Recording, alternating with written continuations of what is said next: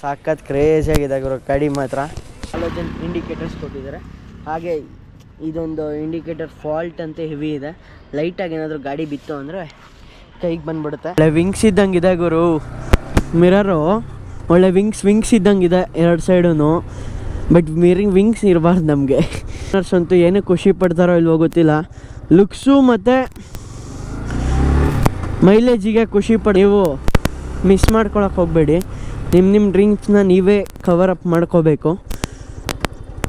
ಈ ವರ್ಷ ಆದರೆ ಈ ಗಾಡಿ ನಾವು ಇಳಿಸೋಣ. ನೆಕ್ಸ್ಟ್ ವರ್ಷ ಆದರೂ ಇಳಿಸ್ತೀನಿ. ಎಷ್ಟೇ ವರ್ಷ ಅಷ್ಟೊಂದು ಬಾಂಡಿಂಗ್ ಇರಲಿಲ್ಲ ಅಂದ್ಕೊಳ್ಳಿ. ಈ ಗಾಡಿ ಬಂದಮೇಲೆ ಡಬಲ್ ಟ್ರಿಪಲ್ ಬಾಂಡಿಂಗ್ ಆದಂಗೆ ಆಯಿತು. ಬ್ರದರ್ಸ್ ಥರ ಫೀಲಿಂಗ್ ಆ ಥರ. ಓಡಿಸ್ಬೇಕಾರೆ ಬೆನ್ನೋವು ಬರುತ್ತೆ, ಆ ನೋವು ಬರುತ್ತೆ, ಅವೆಲ್ಲ ಹೇಳೋರು ಹೇಳ್ತಾನೆ ಇರ್ತಾರೆ ಎಲ್ಲನೂ. ನಮ್ಮ ಖುಷಿ ತೊಗೊಂಡು 1 ವರ್ಷ ಆಯಿತು. 2 ಡೇಸ್ ಬ್ಯಾಕ್ ಅಷ್ಟೇ ಆಗಿರೋದು. ನಾನು ಅವನು ತುಂಬ ಕ್ಲೋಸ್ ಆಗಿನೂ 1 ವರ್ಷ ಆಯಿತು. ಸೇಮ್ ಗಾಡಿ ಬಂದಿದ್ದೀನೇ. ಇನ್ನೊಂದು ಇದರಲ್ಲಿ TFT ಮಾಡಲ್ಲು ಇದೆ. ಈಗ ನೋಡಿ, ಇಲ್ಲಿ 6000 RPM ಇಂದ ಸ್ಟಾರ್ಟ್ ಆಗುತ್ತೆ. ಸ್ಟ್ರೀಟ್ ಆದರೆ 1000 RPM ಸ್ಟಾರ್ಟ್ ಆಗುತ್ತೆ. ಚೆಕ್ ಮಾಡ್ಬೋದು ನೀವೇ. ಇಲ್ಲಿ ಟ್ರ್ಯಾಕು 6000 RPM, 1000 RPM ಇಂದ ಸ್ಟಾರ್ಟ್ ಆಗುತ್ತೆ.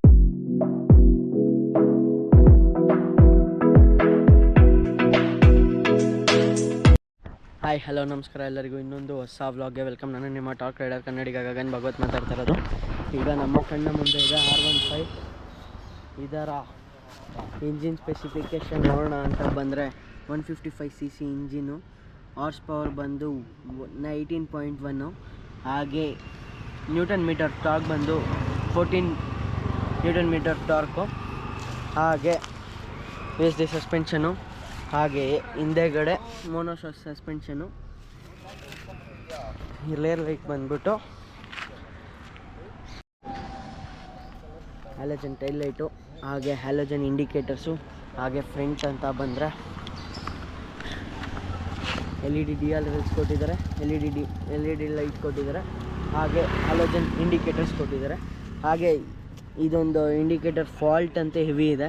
ಲೈಟಾಗಿ ಏನಾದರೂ ಗಾಡಿ ಬಿತ್ತು ಅಂದರೆ ಕೈಗೆ ಬಂದ್ಬಿಡುತ್ತೆ. ಎರಡು ಸೈಡೂ ಸೇಮೆ, ಗಟ್ಟಿಗೆ ಕೂರಲ್ಲ. ಅದೊಂದು 6 ಸ್ಪೀಡ್ ಗೇರ್ ಬಾಕ್ಸು.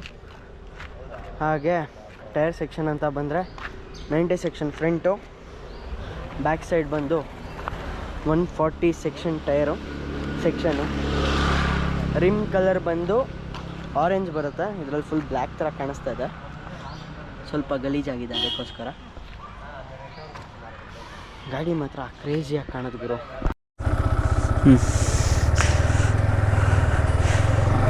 ಒಳ್ಳೆ ವಿಂಗ್ಸ್ ಇದ್ದಂಗಿದೆ ಗುರು. ಮಿರರು ಒಳ್ಳೆ ವಿಂಗ್ಸ್ ಇದ್ದಂಗಿದೆ ಎರಡು ಸೈಡೂ. ಬಟ್ ವಿಂಗ್ಸ್ ಇರಬಾರ್ದು ನಮಗೆ. ನೀಟಾಗಿ ಅನ್ಸಲ್ಲ ನನಗೆ.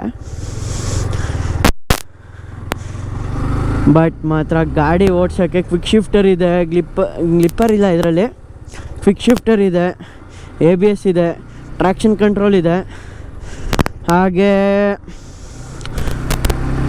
ಇದರ ಫ್ಯೂಲ್ ಟ್ಯಾಂಕ್ ಬಂದು 11 ಲೀಟ್ರ್ ಫ್ಯೂಲ್ ಟ್ಯಾಂಕು. ಹತ್ತತ್ರ 55 ಬರುತ್ತೆ ಅಂತಾರೆ ಮೈಲೇಜು. ಅಟ್ಲೀಸ್ಟ್ 50-45 ಅಂತೂ ಬಂದೇ ಬರುತ್ತೆ ಈ ಗಾಡಿದು. R15 ಓನರ್ಸ್ ಅಂತೂ ಏನು ಖುಷಿ ಪಡ್ತಾರೋ ಇಲ್ವೋ ಗೊತ್ತಿಲ್ಲ. ಲುಕ್ಸು ಮತ್ತು ಮೈಲೇಜಿಗೆ ಖುಷಿ ಪಡ್ತಾರೆ. ಆ NS, RS, ಆ ಗಾಡಿಗಿಂತ ಡ್ಯೂಕು, RC ಯಾವುದೇ ಗಾಡಿ ಆಗಿರಲಿ R15 ಓನರ್ಸು ತುಂಬ ಖುಷಿ ಆಗ್ತಾರೆ. ನಾನು R15 ಲವರೇ. ಬಿಕಾಸ್ ನನ್ನ ಚಿಕ್ಕ ವಯಸ್ಸಿಂದನೂ ಒಂದು ಆಸೆ ಇದೆ ಅಂತ ಹೇಳಿ ಮೂವಿಲಿ ಬರುತ್ತಲ್ಲ, ಆ ಥರ ನನಗೂ ಒಂದು ಆಸೆ ಇದೆ. ಒಂದೊಂದು ದಿನ ಈ ಗಾಡಿ ಇಳಿಸ್ಬೇಕು ಅಂದ್ಬಿಟ್ಟು. ಯಾಕೆ ಅಂದರೆ ಚಿಕ್ಕ ವಯಸ್ಸಿಂದ ಇರುತ್ತಲ್ಲ ಏಮು, ಅದನ್ನು ತೊಗೊಬೇಕು ಅನ್ನೋದು. ಆ ಗಾಡಿ ಅದು ನನಗೆ ಇದೊಂದೇ ಅನಿಸಿರೋದು ಅಂದ್ಕೊಳ್ಳಿ. ಎಷ್ಟೋ ಗಾಡಿಗಳು ಬರುತ್ತೆ, ಎಷ್ಟೋ ಗಾಡಿಗಳು ಹೋಗುತ್ತೆ. ನಿಮ್ಮ ಡ್ರೀಮ್ಸ್ನ ನೀವು ಮಿಸ್ ಮಾಡ್ಕೊಳಕ್ಕೆ ಹೋಗಬೇಡಿ. ನಿಮ್ಮ ಡ್ರೀಮ್ಸ್ನ ನೀವೇ ಕವರ್ ಅಪ್ ಮಾಡ್ಕೋಬೇಕು. ಈ ವರ್ಷ ಆದರೆ ಈ ಗಾಡಿ ನಾವು ಇಳಿಸೋಣ. ನೆಕ್ಸ್ಟ್ ವರ್ಷ ಆದರೂ ಇಳಿಸ್ತೀನಿ. ಎಷ್ಟೇ ವರ್ಷ ಆಗಲಿ ನನ್ನ ಏಮ್ ಇರೋದು ಈ ಗಾಡಿ ಮೇಲೇ. ಅದಕ್ಕೆ ನಾನು ಈ ಗಾಡಿ ಇಳಿಸ್ತೀನಿ ಕೂಡ. ನನಗೆ ಓಡ್ಸೋಕ್ಕಿಂತ ಲುಕ್ಸು ಎಲ್ಲ ಹೆವಿ ಇಷ್ಟ ಆಗುತ್ತೆ. ಇನ್ನೊಂದೇನು ಗೊತ್ತಾ, ಈ ಗಾಡೀಲಿ ಈ ಗಾಡಿಯಿಂದನೇ ನನ್ನ ಈ ಗಾಡಿ ಓನರು ಮತ್ತು ನಾನು ತುಂಬ ಇನ್ನೂ ಕ್ಲೋಸ್ ಆಗೋಕ್ಕೆ ಕಾರಣ ಈ ಗಾಡಿನೇ ಆಗಿದ್ದು ಅಂದ್ಕೊಳ್ಳಿ. ಬಿಕಾಸ್ ನಾನು ಅವರು ಫಸ್ಟು ನಾರ್ಮಲಾಗಿ ಫ್ರೆಂಡ್ಸ್ ಆಗಿದ್ವಿ, ನಾರ್ಮಲಾಗಿ ಅಷ್ಟೊಂದು ಬಾಂಡಿಂಗ್ ಇರಲಿಲ್ಲ ಅಂದ್ಕೊಳ್ಳಿ. ಈ ಗಾಡಿ ಬಂದಮೇಲೆ ಡಬಲ್ ಟ್ರಿಪಲ್ ಬಾಂಡಿಂಗ್ ಆದಂಗೆ ಆಯಿತು, ಬ್ರದರ್ಸ್ ಥರ ಫೀಲಿಂಗ್ ಆ ಥರ ಫೀಲ್ ಆಯಿತು. ಅದಕ್ಕೇ ಒಂದೊಂದು ಗಾಡಿ ಬ್ರದರ್ಸ್ ಥರ ಒಂದು ಮಾಡ್ತಾಯಿದೆ. ಈ ಗಾಡಿ ಸೇಮ್ ಕಲರ್ ಇಳಿಸ್ಬೇಕು ಅಂತ ನಾನು ಇರೋದು. ಇವ್ರು ಇಳಿಸಿದ್ರು ನಂಗೆ ತೊಂದರೆ ಇಲ್ಲ, ನಾನು ಇನ್ನೊಂದು ಇಳಿಸ್ತೀನಿ ಅನ್ನೋ ಛಲ ಇದೆ. ಇಳಿಸೋಣ, ಟೈಮ್ ಬರುತ್ತೆ ಅಂದ್ಕೊಂಡು ನೋಡಿ ಕ್ವಿಕ್ ಶಿಫ್ಟರ್ ಯಾವ ಥರ ಯೂಸ್ ಮಾಡೋದು. ನಾನು ಕ್ಲಚ್ಚೇ ಹಿಡ್ದಿಲ್ಲ, ಆಲ್ರೆಡಿ ಕ್ವಿಕ್ ಶಿಫ್ಟರ್ ಯೂಸ್ ಆಯಿತು.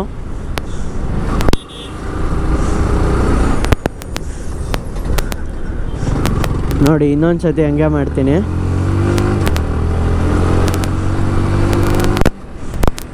ಗಾಡಿ ಹೆವಿ ಅಂದರೆ ಹೆವಿ ಸ್ಮೂತಾಗಿದೆ ಗುರು, ಸಖತ್ ಇಷ್ಟ ಗಾಡಿ ಮಾತ್ರ.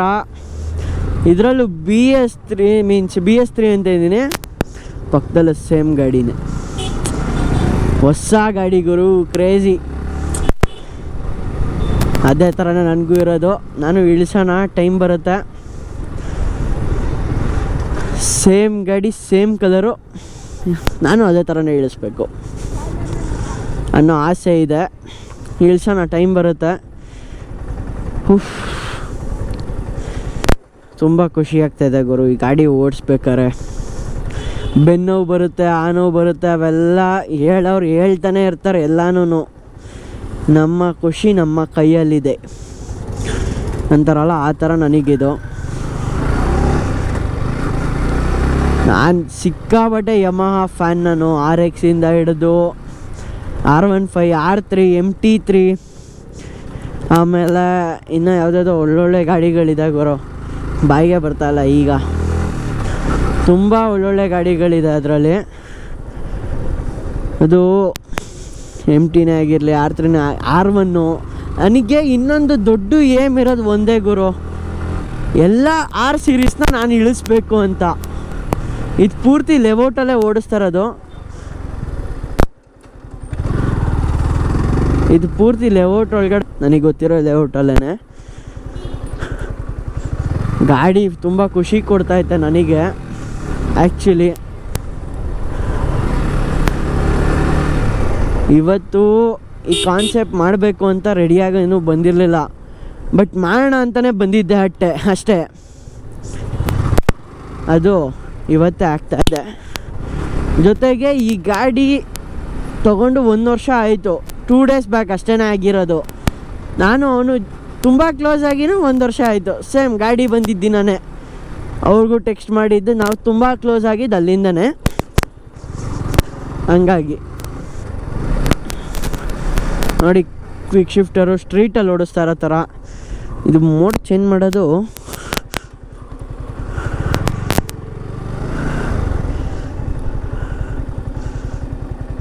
ನಿಲ್ಲಿಸ್ಬಿಟ್ಟು ಮಾಡಬೇಕಾ?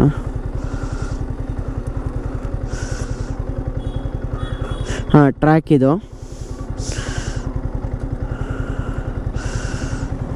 ಸ್ಟ್ರೀಟು ಟ್ರ್ಯಾಕು 2 ಆಪ್ಷನ್ ನೋಡ್ಬೋದು, ಕಾಣಿಸ್ತಾ ಇದೆ ಅಂತ ಅಂದ್ಕೊತೀನಿ. ಸ್ಟ್ರೀಟು ಟ್ರ್ಯಾಕಿಂದು ಲ್ಯಾಬ್ಸ್ ತೋರಿಸುತ್ತೆ, ಫಾಸ್ಟೆಸ್ಟ್ ತೋರಿಸುತ್ತೆ.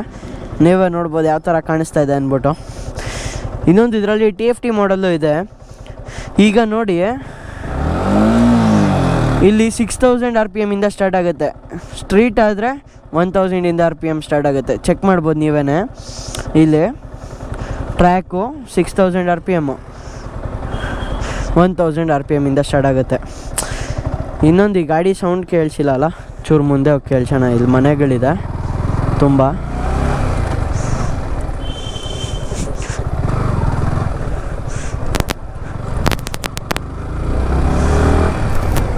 ಸಾಕತ್ ಖುಷಿ ಆಗುತ್ತೆ ಗುರು ಈ ಗಾಡಿ ಓಡ್ಸೋಕ್ಕೆ ಮಾತ್ರ. ಗುಮ್ಮ ಥರ ಗುಮ್ಮತ್ ಗುರು ಗಾಡಿ ಮಾತ್ರ.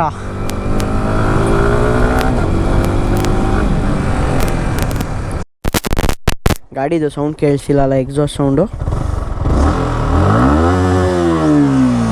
ನೋಡಿದ್ರಲ್ಲ ಏನು ಕ್ರೇಜಿಯಾಗಿ ಸೌಂಡ್ ಕೇಳಿಸುತ್ತೆ ಅಂದ್ಬಿಟ್ಟು. Okay friends, until then take care, ಬಾಯ್.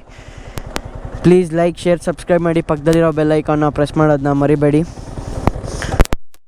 ಬಾಯ್.